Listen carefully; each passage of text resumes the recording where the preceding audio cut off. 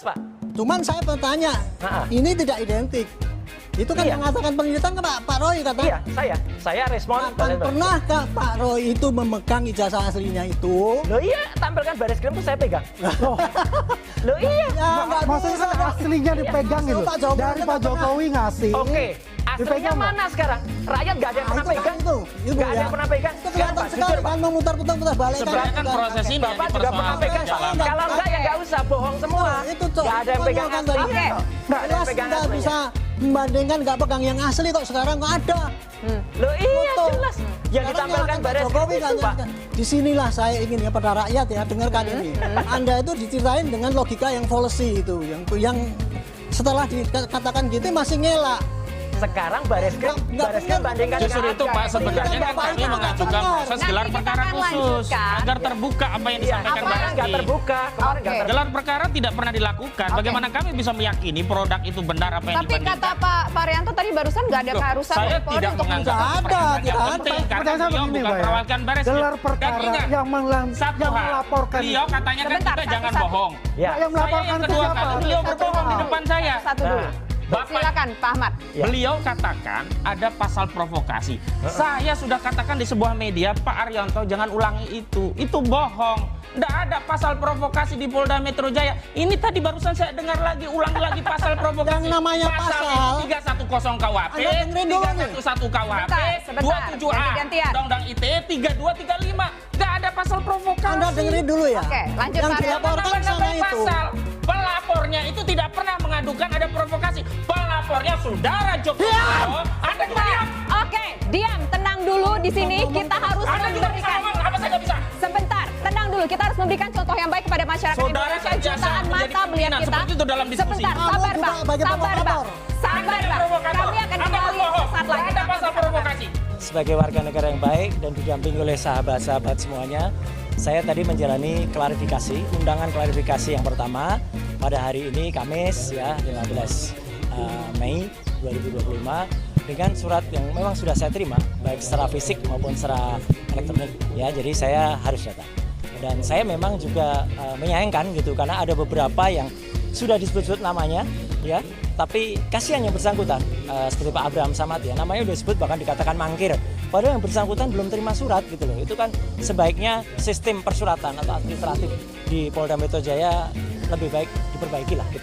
Jangan sampai kemudian mengorbankan teman-teman yang sudah disebut-sebut tapi ternyata belum ada. Termasuk juga Bang Resmon ya, sudah disebut-sebut tapi ternyata belum ada suratnya. Nah jadi klarifikasi saya tadi alhamdulillah berjalan cukup lancar dari jam 10 sampai dengan ini di break jam 12. Saya apresiasi kepada Polda Metro ya karena memberikan kita kesempatan yang sangat baik untuk melakukan sholat zuhur bersama-sama, dan saya tadi bisa ikut di sini dan juga nanti kita diberikan waktu untuk kemudian lunch gitu. Nah saya sendiri tadi ya sudah sampai pertanyaan ke 24 ya gitu, dan sudah sampai ke pertanyaan-pertanyaan yang lebih banyak soal identitas tadi gitu. Karena ketika ditanyakan yang lain, saya strict dengan Polda Metro ya. Polda Metro memberikan saya surat undangan untuk peristiwa tanggal 26 Maret tahun 2025 ya. Harusnya itu pertanyaannya. Jadi ketika ada pertanyaan yang lain ya saya keberatan untuk jawab.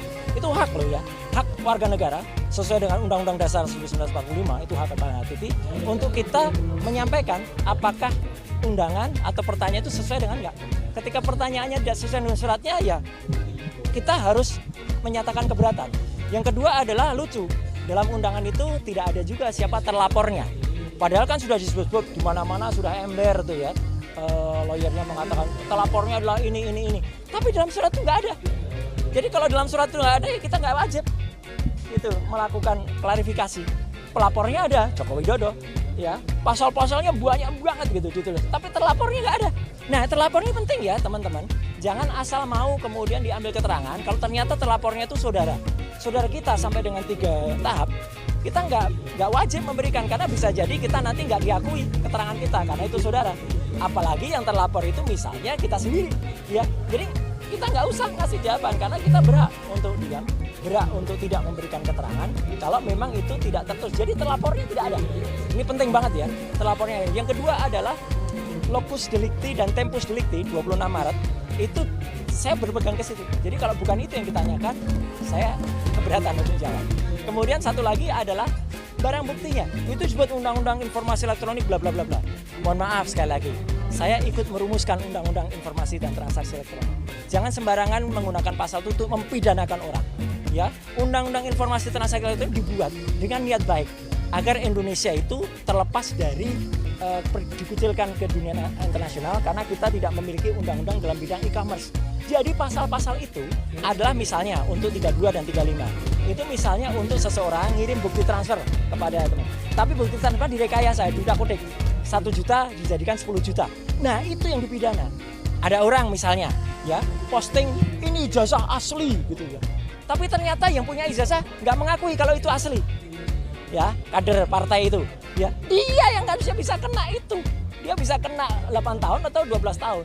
Sedangkan Dr. Ismon, Dr. Tifa, saya tidak melakukan apapun terhadap barang elektronik. Dan yang penting, barang elektroniknya nggak ada. Jadi dokumennya saya tadi tanya, mana dokumen yang dilaporkan? Nggak ada, Pak. Loh, kalau nggak ada ya gimana penyidik?